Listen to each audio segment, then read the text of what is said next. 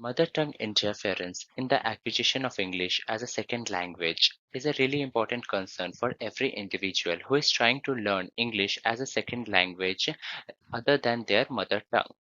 As we all are habituated in speaking in our mother tongue, when we try to learn English, we face some problems while doing it.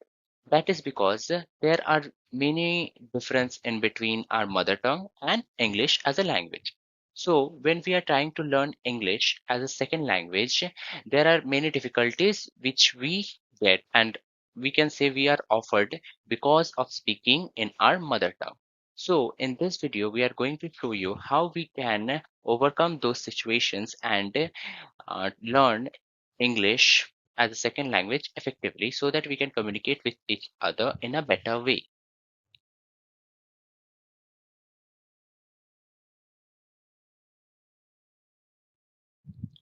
Mother language.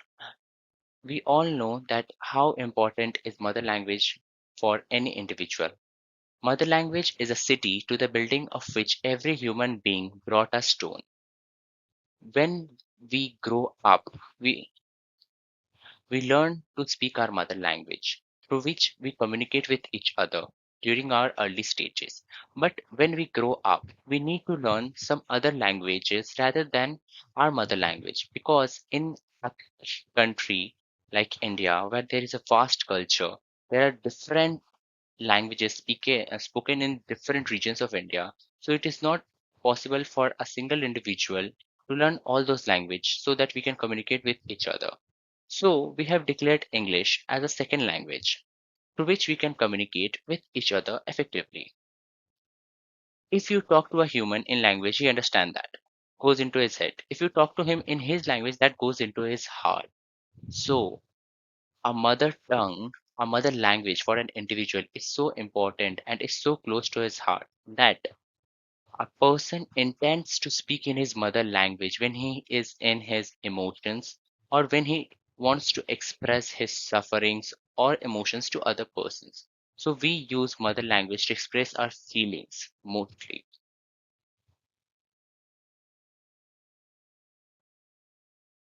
Since people from different regions have varying mother languages, that is why many institutions and parents teach a second language to children so that they can communicate with more people without any language barriers. A person might be able to converse in multiple languages, but if they are spoken to in their mother's language, then a sense of familiarity prevails over them. One's mother language is a very potent tool that helps in advancing the learning skill in people. Children develop the skill of communication by conversing with their parents in their native language when they are growing up. And this skill of communication becomes paramount in school or institutional level setting for participating in clubs. Learning in school plays an important role in accentuating the use of mother language. Similarly, when parents spend time communicating in the native language for discussing matters and telling stories to children, it helps in developing their terminology and concepts. Thus, children are able to follow instruction and can learn effortlessly, resulting in educational success. But as we are communicating with each other in our mother language, but in India, there are different regions speaking different languages and they're habituated in speaking those languages. So, if we want to communicate with each other through our common language, it will be very helpful for us. So, we need to learn a second language. And for India, we have declared it as English so that we can communicate with each other very effectively.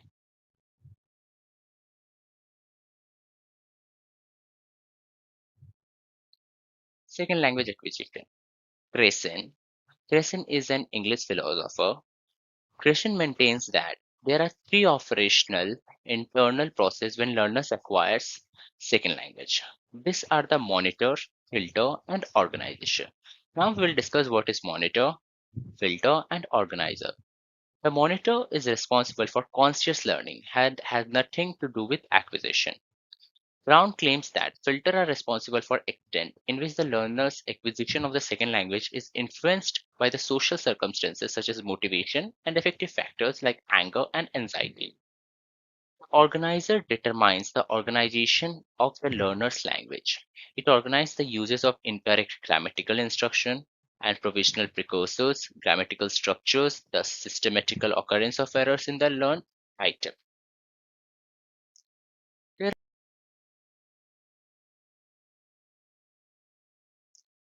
there are different processes of second language acquisition. Now we will discuss some of them. Number one, the silent receptive one. This stage may last from several hours to several months, depending on the individual learner. During this time, new language learners typically spend time learning vocabulary and practice pronouncing new words. While they may engage in self talk, they don't normally speak the language with any fluency or real understanding. So, in this phase, the people try to learn the second language, but they are not quite familiar with that language and they try to avoid to speak in that language. The next phase is the early production. This stage may last up to 6 months, during which language learners typically acquire an understanding of up to 1000 words in the second language. They may also learn to speak some words and begin forming short phrases, even they don't may not be grammatically correct or may not sound appropriate, but they try to form sentences and phrases to communicate with each other. The next phase is the speech emergence. By this stage, learners typically acquire a vocabulary of up to 3000 words and learn to communicate by putting the words in short phrases, sentences, and questions. Again, they may not be grammatically correct, but this is an important stage during which learners gain greater comprehension and begin reading and writing in their second language. Now we will discuss the next stage, which comes in learning second language, which is the intermediate fluency. At this stage, which may last for a year or more about after the speech emergence, learners typically have a vocabulary of as many as 6,000 words. They usually acquire the ability to communicate in writing and speaking using more complex sentences. This crucial stage is also when learners begin actually thinking in their second language, which helps them gain more proficiency in speaking of it. At first, when a person is trying to learn a second language, they first prepare the sentence in their mind and then speak it. That's why their fluency is influenced. But with proper practice and time, the person or the individual can speak and think in the language at the same time. Number five, we will discuss the last phase of learning a second language, which is continued language development, or we can say advanced fluency. It takes most learner at least 2 years to reach this stage, and then up to 10 years to achieve full mastery of second language in all its complexities and nuances. Second language learners need ongoing opportunities to engage in discussions and express themselves in their new language in order to maintain fluency in it. As we are living in a society where English has become such an important language that everyone must know this language. It has become a stereotype in our society that everyone must know English, as this is the only language to communicate, or like a stereotype that who doesn't know English is not literate, and some stuffs like that.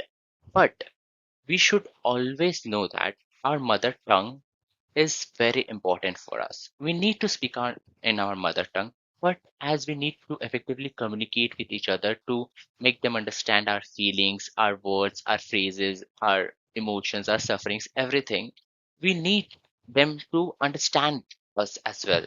So we can, as they are not well aware or they are not learned of our mother tongue, we need to find a second language, which is for us is English, so that we can make the other person or the speaker understand what we are trying to convey to them.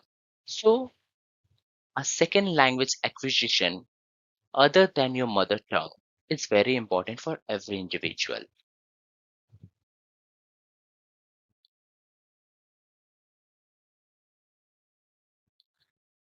Now, we will discuss how mother tongue is interfering on English language. When we are trying to learn English as a second language, what difficulties are we facing because of being habituated in speaking in our mother tongue. Linguistic interference obtains at the phonological, grammatical, and semantic levels. When a learner is confronted with a new language, he usually faces problems arising from the distance between the linguistic system. Now, as we know, there is article system in every language, and there is alphabetical system in every language. So, if, for example, for an instance, we take Hindi as a language and English as a other language, the article composition in Hindi and the article composition in English is totally different. The alphabets are totally different. The pronunciations are totally different. So, when we are trying to learn English as a second language, we are habituated with our mother language. So it is interfering our process of learning English. So we need to overcome those situations so that we can effectively learn English and can have a mastery in it with practice. Two types of interference can be distinguished. Number one, the first type is the proactive interference. This is an interference phenomenon that helps in the acquisition of the target or subordinate language. The other type of interference is the retroactive type. The type retards the process of acquisition of the target language. When we are trying to learn English, but we are still habituated and we are still thinking in our mind of the sentence in our mother language, and then we are translating it into English and then speaking it, it is really hampering our fluency and our learning process in learning the other language. So, for effectively learning a second language, we must think and speak in the same language at the same time, which also increases our fluency. Importance of mother tongue. Importance of mother tongue in pronunciation. Mother tongue is very important to pronounce any words. It is impossible to master a second language, for an instance, English, without mastering your first language, your mother tongue, maybe Tamil, Telugu, etc. Or for in India commonly, Hindi. We need to have a mastery in our own language first. We need to know how to express ourselves, how to understand things in our mother tongue first. Then only we can have a mastery in learning the other language. If we are not habituated with our mother tongue and if we are not habituated with what is our mother tongue, we cannot have and excel in other language. So our mother tongue is knowing the basics and learning a mother tongue of any individual is a very crucial and important step in any individual's learning process.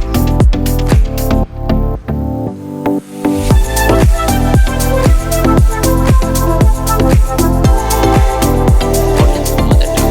Learning to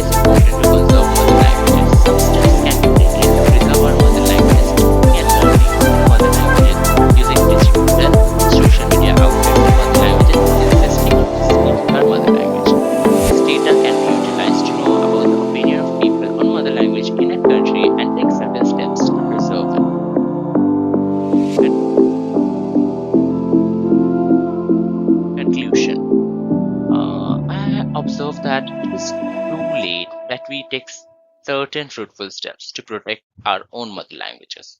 For that, we have to protect our own mother languages from now. From that, we have to take certain steps like the suggestions in the NEP 2020 compulsory primary education in one's mother language, providing even complex science and technological texts in one's own language.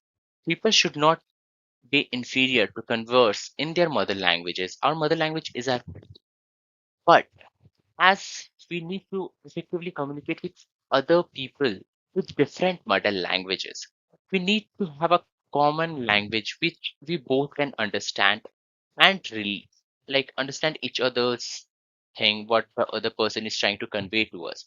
So learning a second language for us, it might be English, so that we can effectively communicate with each other is a very important thing.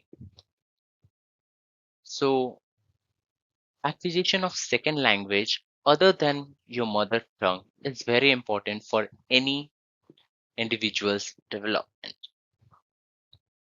Thank you.